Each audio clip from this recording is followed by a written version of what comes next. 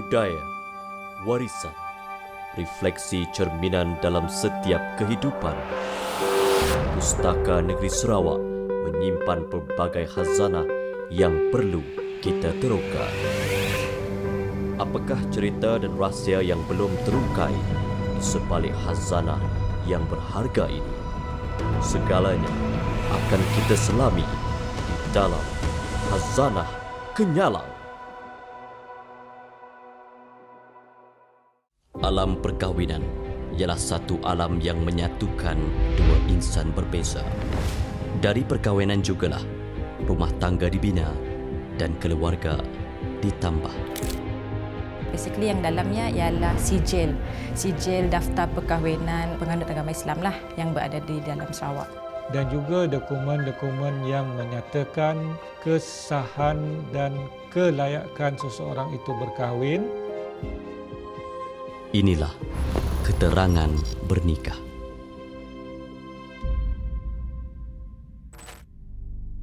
Sebelum tahun 1982, perkahwinan Islam perlulah difailkan di Jabatan Residen. Pada masa ini, semua rekod perlulah berada dalam simpanan Jabatan Residen. Namun begitu, selepas tahun tersebut, Jabatan Pendaftaran Negara telah ditubuhkan di Sarawak. Semua sistem pendaftaran perkahwinan telah berubah. Pada masa ini, penghulu atau pengantin boleh menghantar dokumen ini kepada Jabatan Pendaftaran Negara untuk urusan seterusnya.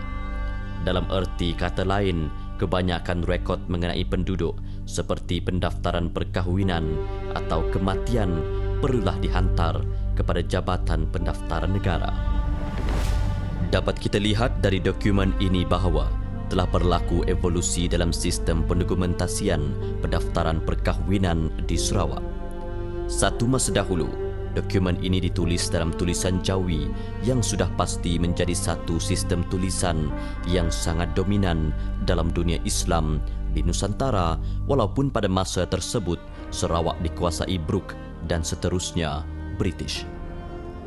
Persuratan bagi masyarakat Islam di Sarawak masih menggunakan Jawi dan di sini dapat kita lihat betapa pentingnya tulisan Jawi pada masa dahulu.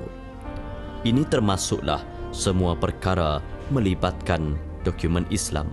Basically yang dalamnya ialah sijil daftar perkahwinan penganut agama Islam lah yang berada di dalam Sarawak.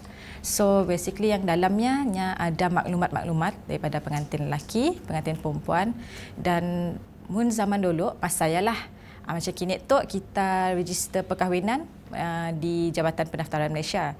So during those times memang semua pendaftaran perkahwinan pada zamannya yang melakukan akad nikah ialah mostly penghulu, dan penghulu tu ialah di bawah dalam jagaan pejabat residen lah, pejabat residen dan district office. Dulu memang dua ikut jabatan tu sama-sama sebabnya residen yang lead pejabat residen dan juga district officers, sekiralah pejabat daerah ataupun pejabat daerah kecil. So masa saya bila penghulu jadi akad nikah, pengakad nikah, so semua dokumennya bila penghulu kumpul dan yang akan serahkan kepada pejabat residen untuk simpanan lah, and ada fail dibuka untuk serta kampung daknya. Perkahwinan merupakan satu sunnah Nabi yang amat digalakkan kepada sekian Muslim. Banyak hikmah yang diperolehi oleh mereka yang ingin berkahwin selain meramaikan ummah Nabi Muhammad. Setiap insan yang mendirikan rumah tangga kerana Allah, maka Allah tidak akan sia-siakan pernikahan tersebut. Dengan kekuasaannya akan bertambah pertolongan kepada mereka yang berkahwin. Allah Maha mengetahui, malah Maha mengasihani. Alam perkahwinanlah yang akan memberi satu tanggungjawab baru kepada lelaki sebagai pemimpin dan wanita sebagai pembantu dalam urusan rumah tangga.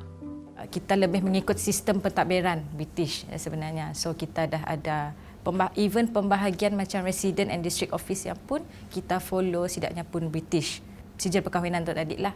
Even though just kita masih boleh maintain menggunakan Jawi, maybe mas saya sidaknya simok menyentuh bahagian budaya ataupun agama orang Islam di Sarawak. So setidaknya benarkan kita menggunakan bahasa Jawi untuk naiknya, which is bahasa Jawi memang medium penulisan kita masa yalah.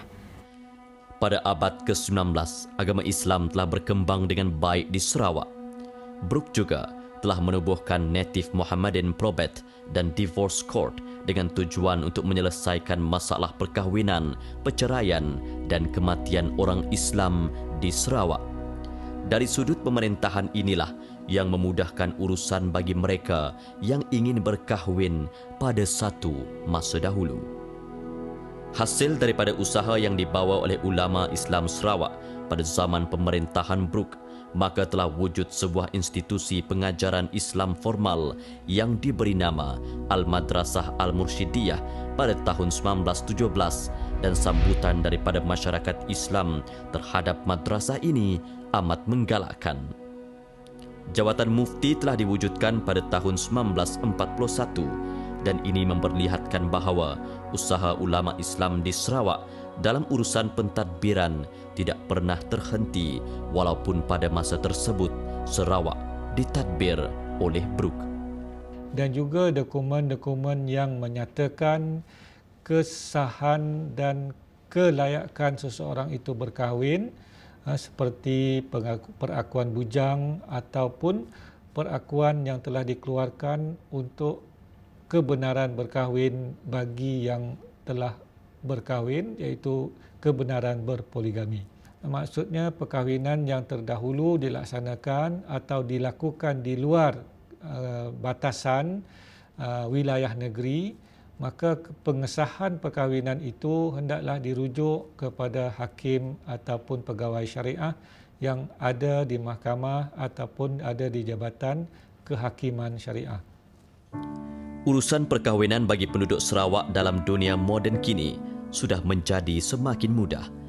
Kebanyakan urusan surat menyurat dan pengisian borang boleh dilakukan melalui sistem digital berbanding dahulu yang memerlukan kedua-dua pihak untuk mengisi borang tersebut secara bertulis. Sesungguhnya perkahwinan ialah alam yang dinanti-nanti oleh pasangan bercinta. Di sinilah mereka boleh membina keluarga dan di sini jugalah mereka membantu dalam menegakkan syiar Islam.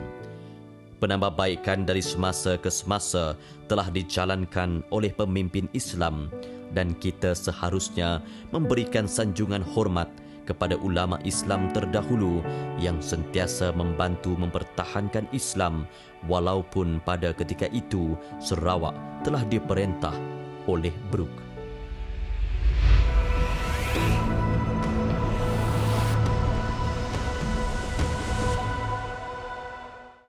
Rumah ibadat ialah tempat berkumpulnya penganut satu-satu agama menjalankan aktiviti mereka yang berkaitan dengan satu-satu agama. Church Marriage Certificate 1954 tu ialah fail yang mengandungi sijil daftar perkahwinan bagi penganut Kristian. Di dalam kaunsel perkahwinan tersebut, mereka seharusnya sudah tahu apakah seorang perempuan itu atau seorang laki-laki itu adalah pasangan suaminya ataupun istrinya. Inilah kisah mengenai perkahwinan dan Kristian di Sarawak. James Brooke ialah Raja Sarawak yang amat mementingkan pemerintahan yang terbaik untuk Sarawak. Semasa zaman penjajahan Brooke, Francis McDougall telah dijemput ke Sarawak untuk membawa agama Kristian dalam masyarakat. Francis McDougall yang merupakan seorang doktor perubatan telah membawa aliran agama Kristian Anglican di Sarawak dan telah menubuhkan Borneo Church Mission.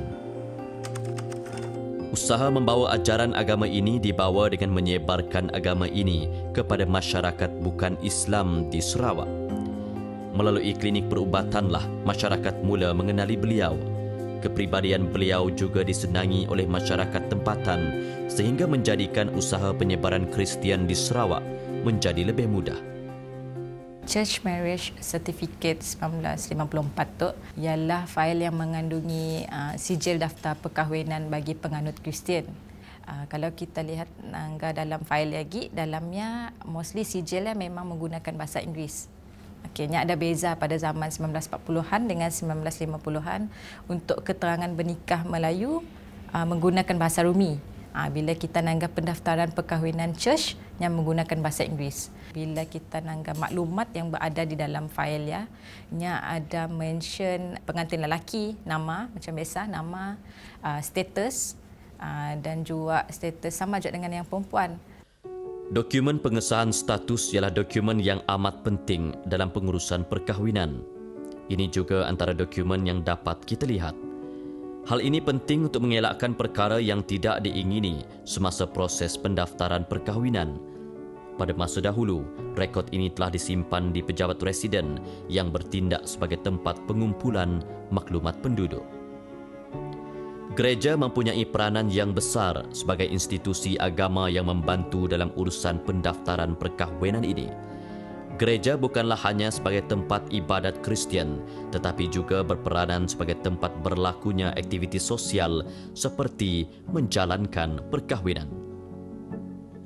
Berlaku beberapa perkara yang menjadi keunikan dalam pendaftaran perkahwinan ini. Salah satu daripadanya ialah peletakan status spinster bagi remaja yang usianya masih muda. Ini kerana status ini kebiasaannya akan diletak sekiranya wanita itu sudah berusia dan tidak berkahwin. Okey, 20 years old dah di-considered as spinster. Ada yang rasanya dah 22 maybe single. Sebab walaupun bila kita tengok lagi 20 tu lebih muda daripada 22. Kita di situ ada persoalan jugalah dalam fail bila kita lihat maybe perbezaan umur pengantin lelaki, maybe ada yang pandangan daripada sesetengah pendaftar itu sendirilah. Dalam agama Kristian, setiap pasangan yang ingin melangsungkan perkahwinan perlulah merujuk kepada Jabatan Pendaftaran Negara di Jabatan Kahwin dan Cerai. Setiap pasangan perlulah mengisi borang dan melengkapkan borang perkahwinan dan diserahkan kepada kaunter untuk diuruskan. Namun begitu, terdapat juga perkahwinan yang didaftarkan di rumah ibadah. Untuk perkahwinan yang didaftarkan di bawah persatuan atau rumah ibadah iaitu gereja, pasangan tersebut perlu melalui proses kursus pra-perkahwinan. Setiap gereja akan menjalankan pra-perkahwinan ataupun kaunseling perkahwinan. Di dalam kaunseling perkahwinan tersebut, mereka seharusnya sudah tahu apakah seorang perempuan itu atau seorang laki-laki itu adalah pasangan suaminya ataupun istrinya. Dan setelah mengikuti kaunseling, maka tidak hanya itu, dalam kaunseling itu, dalam gereja, mereka juga harus dibaptiskan. Mereka harus dibaptiskan, itu satu upacara yang ada di gereja. Dan selesai sesi kaunseling tersebut, maka pastor yang bertanggung jawab akan mencadangkan mereka untuk mengisi segala borang-borang ataupun detail yang ada di JPN. Institusi perkahwinan amat penting dalam membina masyarakat kerana inilah yang akan membantu masyarakat dalam mendekati Tuhan dengan lebih baik. Untuk memulakan proses perkahwinan ini, biasanya pertunangan akan dilakukan bertujuan untuk mengenali hati budi dan keserasian pasangan.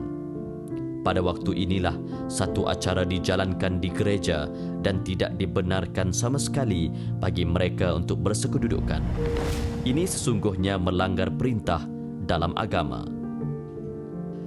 Dokumen yang terdapat di pustaka negeri ini ialah bukti bahawa terdapatnya perkembangan agama Kristian di Sarawak pada satu masa dahulu. Sarawak amat menghormati kehidupan beragama walaupun berbeza akidah. Sesungguhnya Sarawak telah menjalankan pelbagai usaha dalam menyemai nilai murni dalam masyarakat dan budaya toleransi agama yang tinggi di Sarawak telah menjadikan Sarawak sebagai satu tempat yang unik.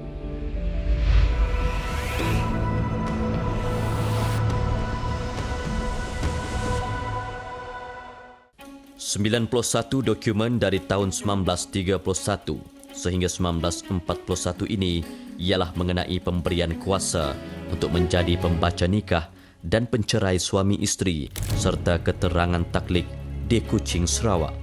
Benda tersebut telah pun lama di apply terutamanya dalam konteks negeri Sarawak. Even kemungkinan, saya boleh nyatakan dengan berani, kemungkinan sebelum kedatangan Brooke 1841 mungkin ianya telah di-apply.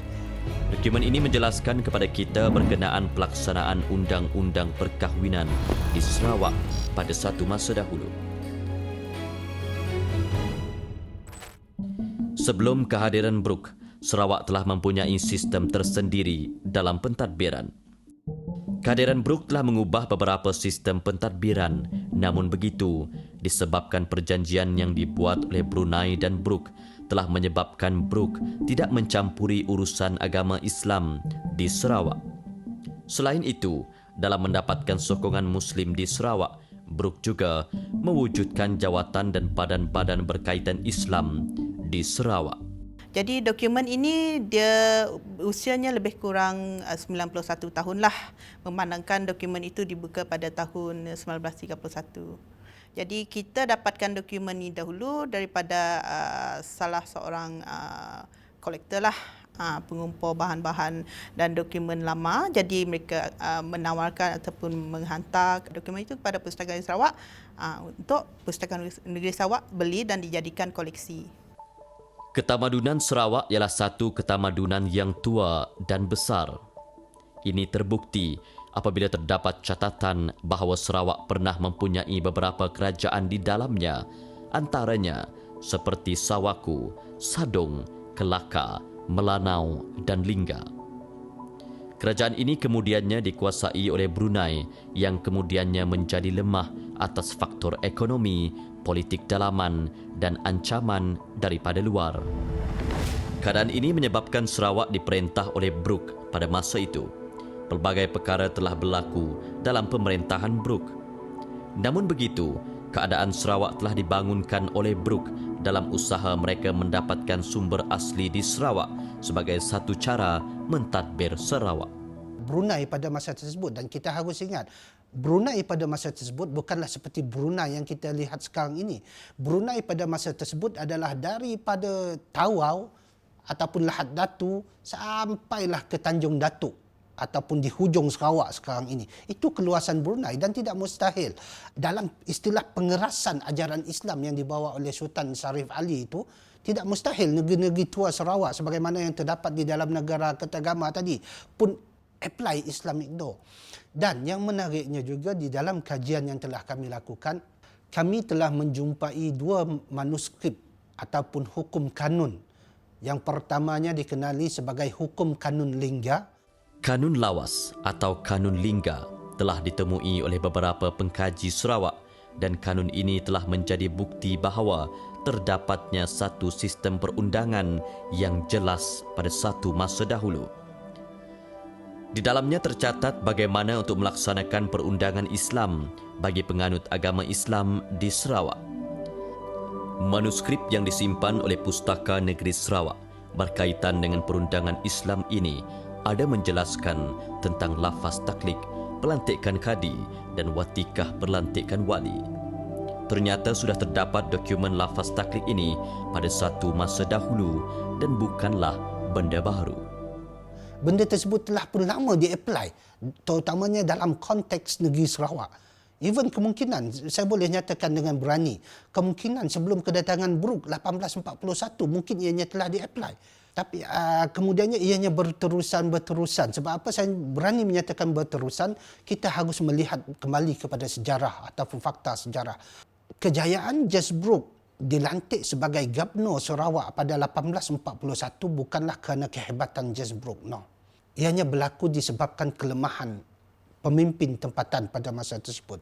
Sebagai contoh, berlakunya pemberontakan yang diketuai oleh Datuk Patinggi Ali menentang Pangeran Indra Mahkota, wakil daripada Brunei.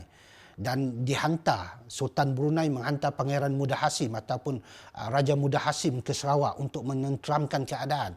Namun malangnya tidak berjaya. Semasa menjadi gubernur inilah, James Brooke tidak menyentuh tentang perundangan Islam. Ini kerana James Brooke sedar bahawa mengganggu perundangan Islam akan menimbulkan pemberontakan dalam kalangan masyarakat tempatan. Disebabkan oleh itu jugalah, James Brooke telah mencetak perundangan tersebut dan mengalihkannya dalam tulisan Rumi untuk mengelakkan sentimen yang tidak diingini dalam pemimpin Islam di Sarawak. Dari sinilah kita dapat melihat bahawa penulisan mengenai taklik ini wujud. Lafaz taklik pada zaman dahulu kalau dibandingkan dengan sekarang ternyata lebih mudah berbanding lafaz taklik pada zaman sekarang yang mana memerlukan untuk dibaca dalam satu muka surat. Pernah berlaku suatu ketika di mana perkahwinan yang tidak mendapat persetujuan kedua-dua pihak di antara wali dan pihak yang berkahwin, ianya mengambil masa yang agak panjang dan sehingga melibatkan campur tangan ataupun pihak mahkamah untuk memutuskan. Jadi perkahwinan yang tersebut di Sarawak hendaklah melalui proses-proses sebagaimana yang ditentukan oleh ordinan, yang mana kelayakan berkahwin itu terletak kepada pendaftar dan juga kepada pegawai syariah. Terdapat satu catatan menarik daripada Charles Brooke yang mengatakan bahawa ada seorang Muslim yang telah menunaikan haji tetapi hidup bersama dengan isterinya. Dia juga tinggal berjauhan daripada keluarga Islamnya, malah tidak mengamalkan cara hidup Islam. Perkara ini telah dibawa ke mahkamah dan mahkamah telah mengarahkan mereka untuk hidup bersama dengan penduduk kampung dan mengamalkan cara hidup Islam. Dan hakim boleh bila mengeluarkan sabitan terhadap pelanggaran taklik tadi, maka mahkamah boleh menerima bayaran, iaitu satu sam bayaran sebanyak RM1 masa ini kepada suaminya melalui mahkamah. Bagi proses perceraian di mahkamah syariah ataupun di jabatan kehakiman, seseorang yang layak untuk mengesahkan ataupun yang mendengar permohonan perceraian, iaitu yang pertama sekali ialah mereka berkelulusan ijazah sarjana muda syariah beserta diploma lanjutan pentadbiran undang-undang dan juga kehakiman Islam. Berhubung dengan lafaz taklik, iaitu suatu lafaz yang telah diikrar oleh suami selepas selesai sahaja akad nikah dilaksanakan. Jadi setiap kali berlakunya pelanggaran terhadap taklik tersebut, maka pihak yang menuntut, iaitu pihak isteri yang telah ditaklik oleh suami itu tadi, hendaklah menghadirkan diri ataupun memohon kepada pihak mahkamah untuk disabitkan dari segi pelanggaran kepada ikrar taklik itu. Ini kerana pelanggaran taklik melibatkan pelanggaran terhadap nafkah dan menjaga institusi perkahwinan.